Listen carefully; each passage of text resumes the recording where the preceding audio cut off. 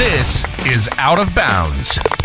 If it's happening in the world of golf, we're talking about it. Coverage, debate, discussion, pro golf and local golf. Let's do it. This is Out of Bounds. And here are your hosts, Nate Sharman and Josh Durso. Welcome into the Out of Bounds podcast here on Wednesday, January 28th. I'm Nate Sharman alongside Josh Durso. Josh, Scottie Scheffler won again on the PGA Tour. That's just quite shocking as we see Scottie capture his 20th career victory. He came back from behind to win by 4. Josh, unsurprising at this point that Scottie Scheffler wins again? Yeah, no surprise at all. I mean, he just keeps coming out, swinging every single week. You know, we've been waiting, it seems like now, for about a year for a little bit of a tail off in what he's able to do, and it just hasn't happened. And you know what? I don't expect it to happen anytime soon. I think, you know, we're going to talk in a few minutes about what we both thought was impressive or maybe not about this victory. But I think this probably goes down as one of his more impressive victories on his resume now. Yeah, it's just crazy with Scottie Scheffler. I mean, 20 career victories, like I said. He passes 100 million on the career earnings list. He's now in third behind Tiger and Rory. I think Tiger's right on that 120 million mark. So we'll see Scottie move into the first position in not that long a time, as he's going to rack up a few more victories this year at least. It's just crazy. I mean, the stats are just nuts. I mean, 20 career victories, that would place him first on the tour in the last 5 years. All of his 20 victories have come in 5 years. And third on that list, also Scottie Scheffler, when he's won by 4 more shots.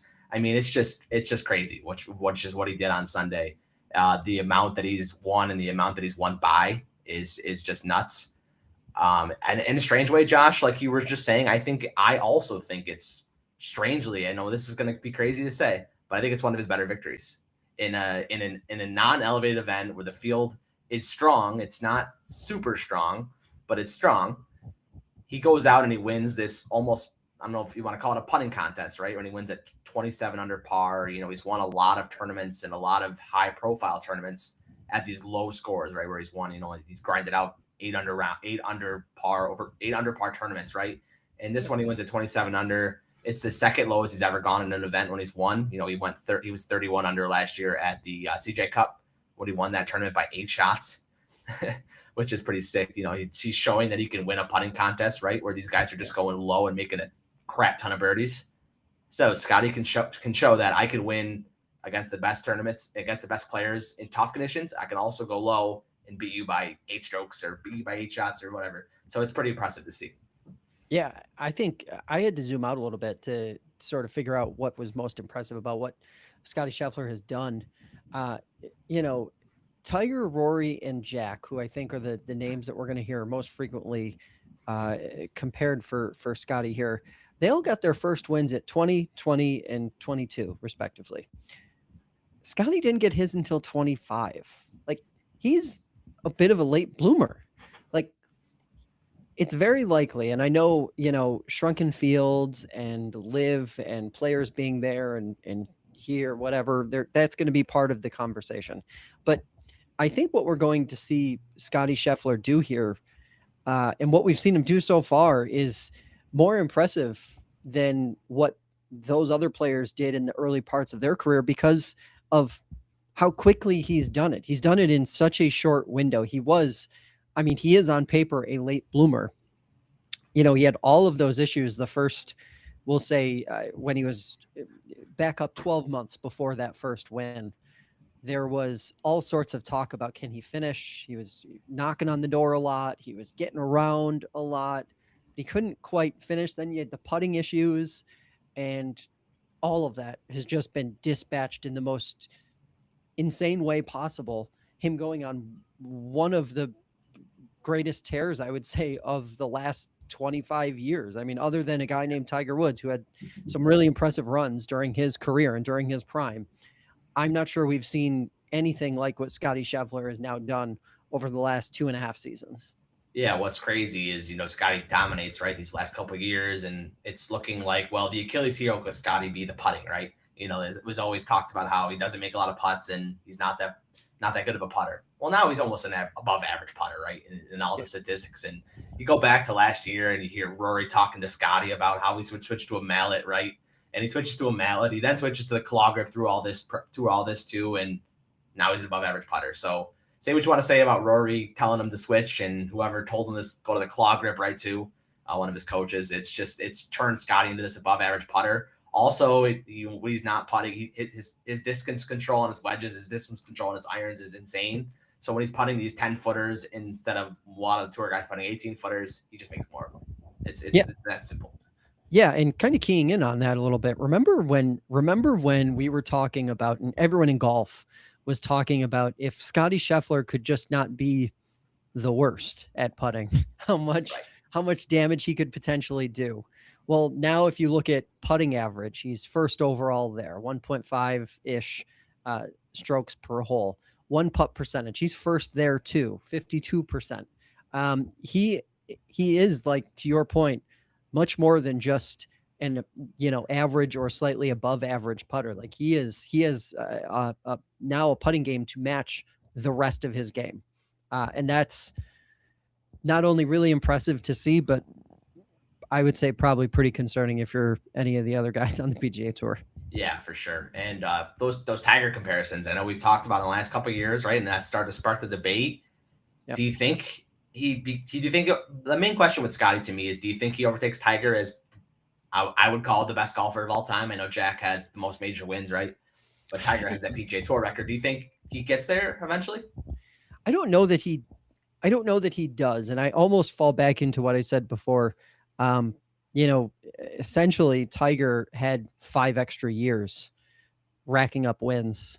And yes, they're on a similar trajectory in terms of, where they're at their age benchmarks. But I just think, in order for him to get up into that, even for him to get into the upper 60s to low 70s in PGA Tour wins, he'd really have to have an impressive run for at least another 10 years. Yeah, but I think that's hard. I would argue that Scottie's going to have that even more than 5 years in the back end of his career, right? I mean, Scottie Scheffler has Tiger always talked about, he has this very violent swing, right? And it's gonna, I think a lot of people, if you were to go back and look, you're gonna say, well, that back's gonna give out eventually. And then we have all the off the field stuff at Tiger. So my 2 comparisons with that is that Scottie Scheffler, it looks like his swing is very, very in control and very not violent. I mean, look at the Scottie Scheffler shuffle, right? He's keeping weight off those knees, right? So that's even going to help his knees too in the long run. And then as long as he doesn't cook with ravioli again, I think he's going to be fine in terms of injury, right? That's the only thing we've seen injure him is a can of ravioli over the holidays. So I don't think he's going to have any serious injury in his career. And a guy like Scottie Scheffler is very grounded. He's a family man. He's, talks about his faith, right? He's not going to do anything that's going to jeopardize his career, right? So I don't see him stopping playing. He's got 20 more years on the tour, right? I mean, he's even 30 years old yet. So he's going to keep on winning, and then above 50, it wouldn't shock me if he won some more events too. So I think he's got way more time than even Tiger does, even though he started late. Yeah, I think the biggest threat to Scottie's dominance isn't Scottie himself like it was with Tiger. Yeah. I think it's the guys that are coming up. We saw one of them this past weekend, right. Blades Brown, 18 years old, showed an incredible amount of promise, but he's not the only one, right? Like Ludwig Aubert, you've got lots of guys from Europe that are in that, say, like 3 to 4, 5, 6 years younger than Scottie is. I think it sort of depends on how that crop and the next crop of players pan out. That's really going to be determinant of what of how long Scottie can hold on to that dominance, and also what he does. You and I were sort of going back and forth earlier this week via text message about what eras, what players are from what eras, and what constitutes an era. This is one of those scenarios where I think, can Scottie Scheffler do what Tiger Woods did, say 5 to 10 years into his dominant run, where he continued to put down the next generation? Like he took as those players came in, he continued to just show that he was the best player on planet Earth and it wasn't close. Can he do that with this next crop of players coming up? I think that's the question that has to be answered or reconciled in my mind. Then we can start to have a conversation, or at least I can start to realistically think about if he does that, then honestly, I'm not sure what record can't be taken out by Scottie Scheffler. Major record including. I think that one might be the most at risk right now in terms of, Jack's record of majors. Scottie Scheffler is on an incredible run in majors over the last 4 years. So, unless he's going to have a significant dry spell in the middle of his career, which you never know, it happens to the best of them. Just ask Rory McIlroy. Like, a lot can happen, but I just think we still have to see a little more in terms of the next generation coming up. Yeah, for sure. And I think it's, going back to that younger conversation, right, with Blades Brown, Blades played just remarkable on the PGA Tour this week. He shot 60 on Friday's round, and then, ended up T18, ran out of gas on Sunday, shot 74. Yep. Ran out of gas is for sure because he played in the Korn Ferry Tour event the week before. And early in the Korn Ferry Series season, they play Sunday to Wednesday. So he played Sunday to Wednesday on the Korn Ferry Tour. I believe he finished top 20 in that KFT event. Right around there. He hopped on a plane from it was in Florida, right? The event on Wednesday finished. He flew to Palm Springs, right? Didn't play a practice round. Got up in the morning on Thursday, played. It's unbelievable to be 18, as I think Daniel Rappaport and a lot of other golf Twitter people, to be 18 again and to be able to do that and to be able to have no practice round and to be tired but not be tired because he's 18, right? It's just, at the end of the day, it's just golf for him. And I was really impressed with the way he played too. And not only that, but on Sunday, I was watching a little bit of it, especially in the beginning. On the first hole, he hits it decently on, but he takes less than driver, right? So he's got a lot in, and he's talking to his caddy and just having this really mature conversation about, talking about the adrenaline of being in the final group on a Sunday, right? And he wants to. I think he'd end up smashing the 9-iron instead of hitting the easy 8. So that's just cool to hear these conversations and show that. What I've talked about these last few podcast episodes is that these young guys have no fear, Josh. It's like there's no like, oh, that's Scottie Scheffler.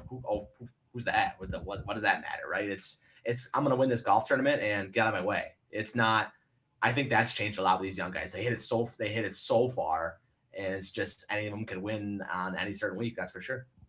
Yeah, and the technology has made it so they know so much more about their game at a much earlier stage in their career than they ever did before. You combine that with everything we know about fitness and health, and these guys are taking care of themselves better than they ever have been before. 18-year-old really had an 18-year-old coming fresh out of high school, as it would be, really has the same sort of like infrastructure around him as, if you go back 15, 20 years, as probably like a 23 or 25-year-old would. So it's just changed dramatically. There's so many of these young guys coming up. It's going to be so interesting to see how his game develops. He has an incredible game overall. And it's interesting too, because he sort of shows a different kind of promise for American golf, because I think, he's one of those players that if I'm the powers to be in, the President's Cup, the Ryder Cup circles, I'm watching a guy like this, because this is the kind of player who can be a brand for you 5, 6, 7, 8, 9, 10 years from now. And I think thinking about these guys and looking at these guys and nurturing these players as they're coming up earlier in their career is super important, because, if there's one thing that we've sort of fallen short on, especially at the Ryder Cup over the last couple cycles, is being able to build a real cohesive team. And I think guys like Blades going down the line are going to be really important to Team USA if they're going to be able to compete with the European team moving forward. Certainly. And then my final thing about Blades is just how good it is for golf, because his name is Blades. I mean, that's just an incredible name. People that not even golf people say, oh, there's an 18-year-old that just shot 60 on the PGA Tour and his name's Blades. Wow, that's pretty cool. And so it just sticks out like that, right? To golf people and to non-golf people, and just has more awareness for the PGA Tour. Moving on, going to Live. We talk about Live every week, and we got to keep doing it, right? Expect a decision on OWGR points to happen, I would say, by the end of the week. CEO or chairman, of OWGR, Trevor Immelman, was talking about it too. And he's talking about, and I think I agree with him, where the whole OWGR part is going to be a problem for them because they just add people to the Live Tour, right? They just said, Michael Lasassa, come on down. Thomas Dietrich, come on down. Join our tour. And I think Trevor Immelman was talking about how qualifying for these tours and being at your best is really important. So I think that's going to be a major, major hiccup for Live, is being able to find OWGR points for their squad and for their members. But they play 72 holes now, but they also have the problem where there's a qualification system, but at the same time, there's not. Yeah, I don't really understand why they want the points at this point, because I agree with that. Even if you get them, even if OWGR says have them, you can have them. It's fine. Like, they're going. I think I would assume they'd have to start inviting players that are ranked better to start playing in their events to essentially increase the strength of field, so you actually get OWGR points. Because just being in isn't enough, right? Like, it's merit based. Like, it's based on where other guys currently on the board, where are on the, so to speak, in terms of OWGR based. There's so many, it feels like one of those things that Liv hasn't really thought through in terms of, like, it's the dog chasing the mailman. Like, they've been chasing this for two, they get them. Like, what happens when the dog catches the mailman? Right. Like, I don't know. I don't know what happens. Like, okay, you start getting points, but like, you win a Live event and you get a microscopic boost because the strength of field outside of like 4 guys is just, it's poor. So I don't know. I don't know what the great advantage is there. I don't know why they're so obsessed with it. I think if they're so bought in on this team thing, OWGR is irrelevant.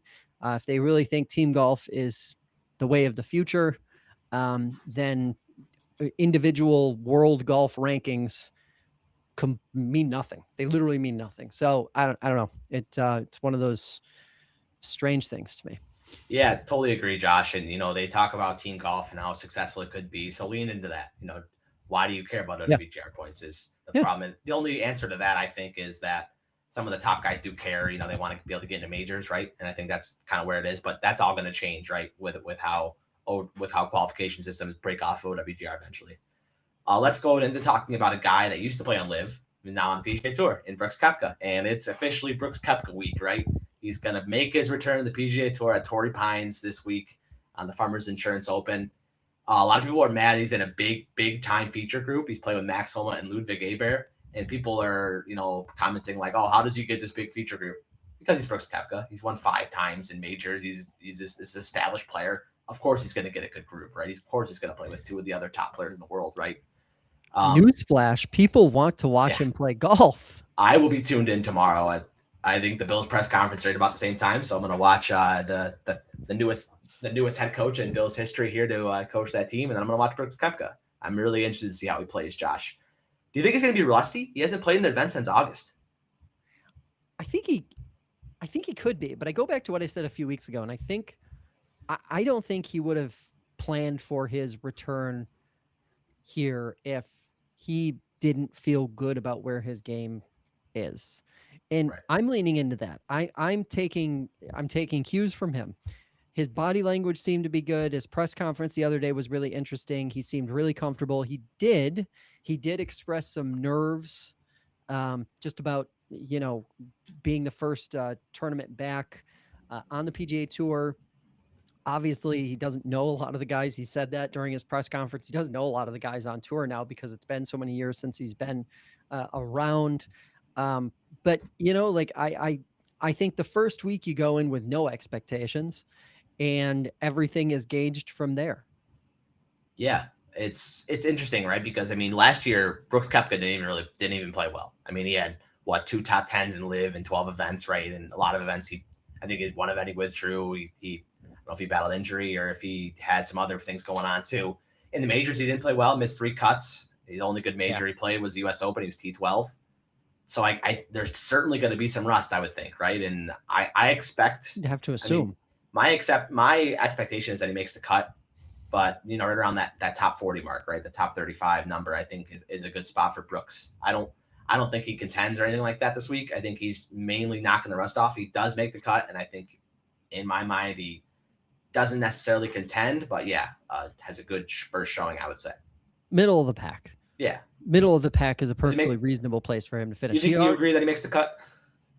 Yeah, I think he does. In another thing too, he's already, when he was talking about what events he's going to be playing in that press conference the other day, he mentioned the players. So, I keep going back to this.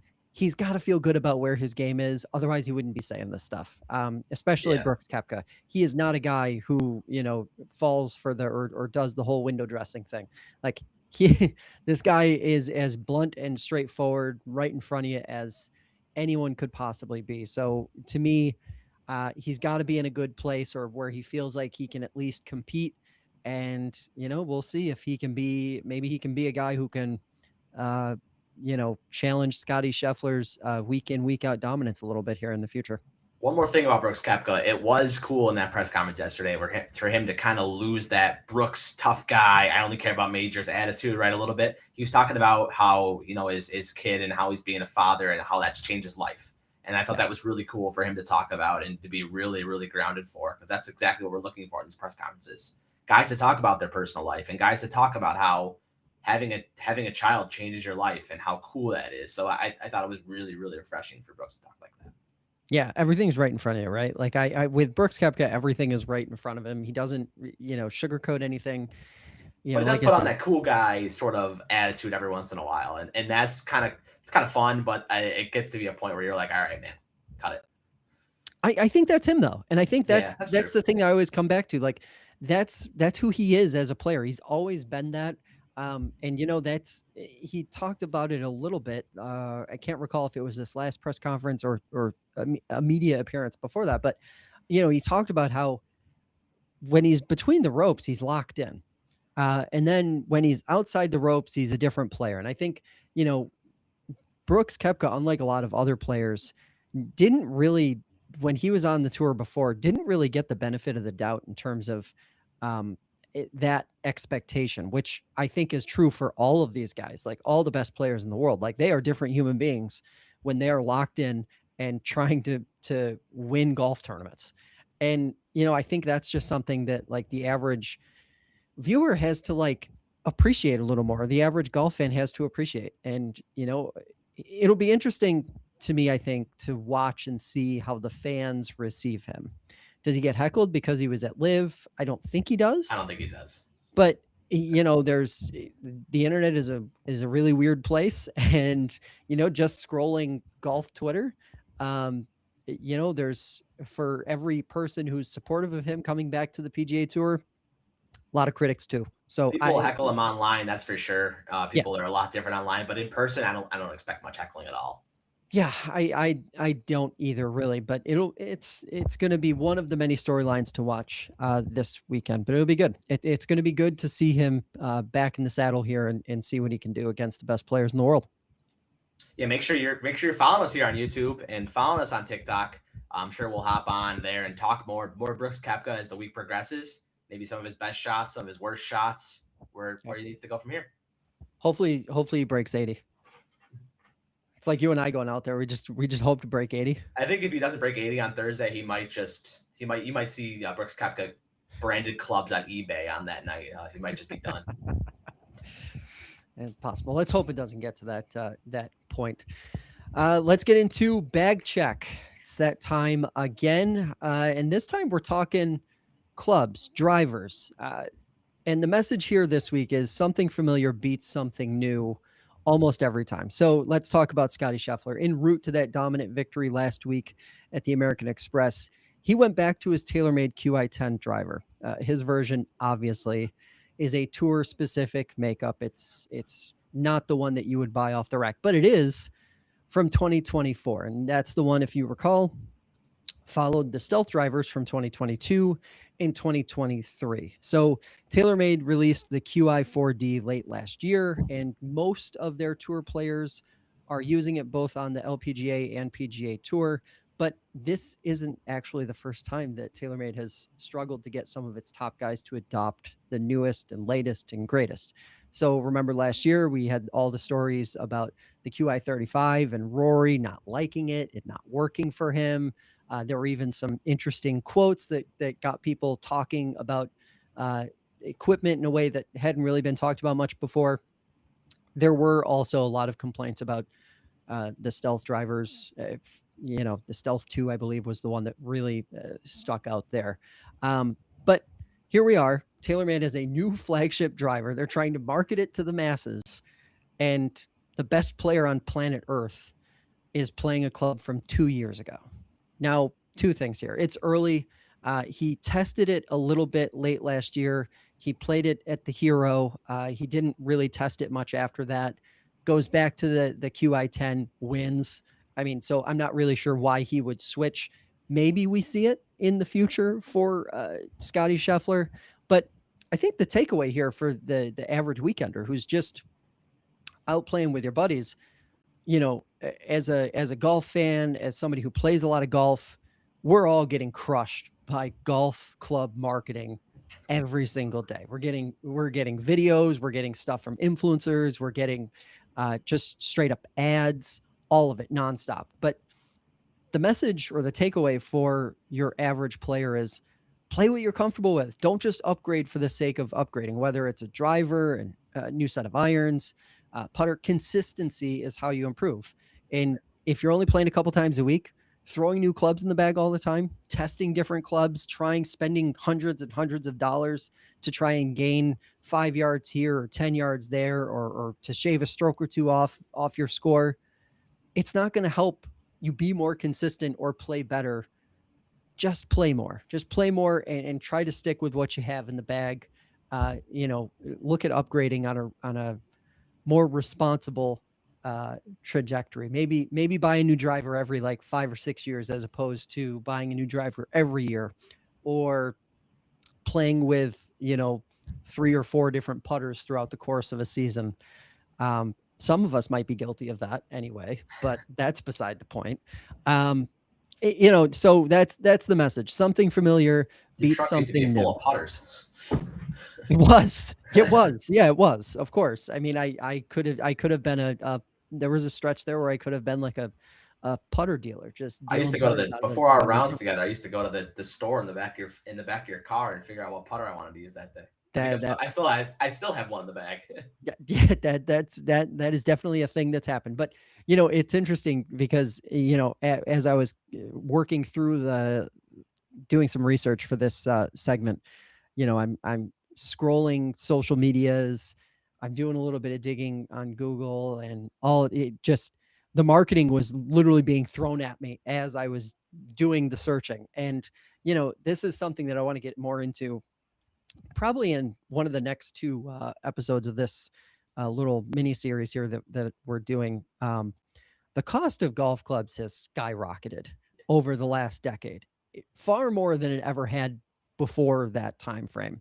And obviously the game has exploded in popularity since COVID, but these are not little small investments anymore. Like buying a new driver is a massive, massive investment. You're talking $600-$700 if you're buying the latest and greatest.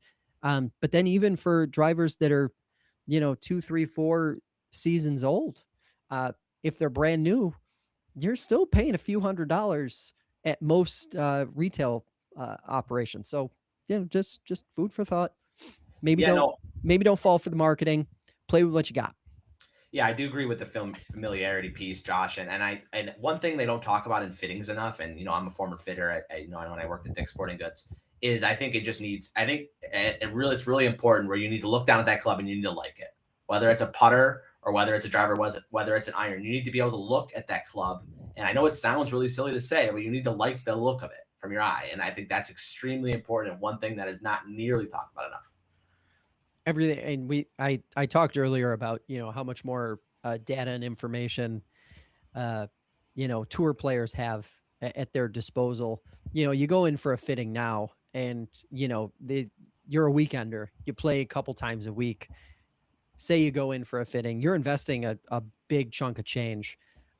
Your golf swing is nowhere near as consistent as the guy who's on tour. So what exactly are you being fit to? You're being fit to the swing you bring to the fitter that day.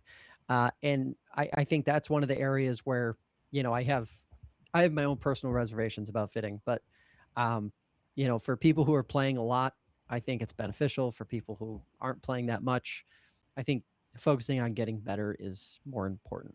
Yeah, especially to your point, when you're getting fit in February or late January, right? When you're not swinging at all. And that can, don't even. Yeah. My favorite thing are just the stories of guys that I know who, they'll go do a club fitting in mid-January. They haven't picked up a club. We're in upstate New York. They haven't picked up a golf club since late September or early October. And the fitters making them hit 80, 100, 120, 150 golf balls, all to just try to find a driver that fits them. Then they fast forward a few months and it's late spring and they're like, this doesn't feel right. Well, yeah, because you brought your midwinter golf swing to the fitter, and you, like the rest of us who don't make money playing golf, are just a hack. And that's like, it's not a recipe for success. And is club fitting good for certain players? Absolutely. I think most players would benefit from a fitting in mid to late July, in the middle of their golf season, assuming that they're playing 2 to 3, maybe 4 times a week from, say, May until that point, July. But prior to that, it's a recipe for God only knows what, because, especially where winter happens, not only are you not playing much golf, but you're also not very active in the winter in upstate New York or the Northeast in general. So getting a swing thought, a cohesive swing thought, enough of one to be able to get fit for irons or a driver, man, that's a tall order. Yeah, I think we could go on and talking about fittings and talking about the equipment side of golf, right? And it's just insane what the prices have gone these last few years since COVID, right? I mean, you could, by the time you buy a driver, you buy the newest driver and you put maybe you put a new shaft in it, maybe you put one that you like, maybe put a new grip on it. You could spend $1,000 easily. You could spend $800 to $900, maybe $1,000's high, but you could easily spend that, and it's quite the investment. Yeah, and also, hey, if there's any fitters out there listening who think that what I just said is a load of crap, would love to talk to you. Would love to have you on the podcast. I would love to have that debate with someone about what does or does not work, or even how that process may look different for people who are coming in off season to get fit versus people who are getting fit in the middle of the golf season. Yeah, that would be a great guest to have, but we'll save that for another day, right? Let's go back to the Farmers Insurance Open at Torrey. Looks like we're going to get a tournament that is a very high profile. ESPN is going to be broadcasting this tournament every single day, which is something they haven't done in a bunch of years. They do the Masters every year, but in terms of a non-major, they don't really do it that much. And so it's really exciting that we're going to be able to watch golf, primetime golf, right, on ESPN in the afternoon, right? That's really cool. Another thing about the Farmers Insurance Open is Farmers Insurance is not going to be a sponsor of this event again. They didn't re-sign their contract, and that's going to be really interesting to look at, right, as the PGA Tour, we talked about last week, PGA Tour looks to maybe condense their schedule, right? And it's interesting, as an article by Josh Carpenter that he posted this morning, he talks about how the Century, they lost their tournament this year in Hawaii due to drought conditions, and it looks like Hawaii is going to be done in terms of the PGA Tour schedule. They're ready to step in, and they're ready to grab this event. And Torrey Pines that we were talking about before, Josh, it's a historic event, a historic place. We've seen counts and counts of events, counts and counts of moments that have been high profile here. Yeah. So it can't go anywhere in my mind. That's for sure. Yeah, it's got to be a venue that stays in the rotation. And frankly, it's got to be an every year venue. It can't just be an occasional major venue. It has to be a place where you're playing every year. I would like to see a playoff event here. That's also what he talks about. What I failed to mention is that there could be a possibility of a playoff event being here, and I'm all in for that. Yeah, I mean, that just seems like to me one of the most obvious answers. And this is going to sound, this might sound like a hot take. It's warm there in August, though. Bad take, maybe. It's hot everywhere in August. Yeah, that's true. Southern half of the United States. Here's the thing: even years when there's a major there, if the U.S. Open is going to be there or what have you, I still want to see a playoff event there because it's that important of a venue for golf, for professional golf. It's one of the best tests in golf. So it's just a place that I think you have to incorporate into the schedule every single year in a meaningful way, not just a throwaway event or even a signature event. I think it needs to be a playoff event. Yeah, no, I agree totally, right? And I don't think it would be a problem to play there twice in a year. PGA Tour has shown that they don't mind doing that. Played Quail Hollow twice in a row last year. So I think it'd be okay to play there twice. Josh, has moved on to the picks part of the show, right? My picks have been absolute dog piss, whatever you want to talk about. They've been really bad. So I'll give you another one then. How about that? I like Matt McNeely this week, 32-1. Okay. Oh, man. One career win. He won the 2024 RSM. He does only have one top 20 at the Farmers. But last year, if you remember correctly, all those wildfires pushed the Genesis Open from Riviera Country Club to Torrey Pines. And Matt McNeely played really well in that event. In that event, he fired a 5-under final round. He ended up in second place. So Ludwig Abear almost chased him down. He's only played once this year. He's T24 in the Sony. I'm looking for the pilot, Matt McNeely, to play well this week. What do you got? Mav, that's interesting. You know what? I was going through the odds on FanDuel just a little bit before we started the show, and I couldn't believe Chris Gotterup at 27-1. Yeah, he's a winner. He's a winner. And that's certainly interesting. I mean, to me, those odds are insulting. He hits the ball a mile. He's got the kind of game that I think fits a place like this really well. To me, he should be like top 3 odds, no questions asked. So at 27-1, I'm taking that all day long.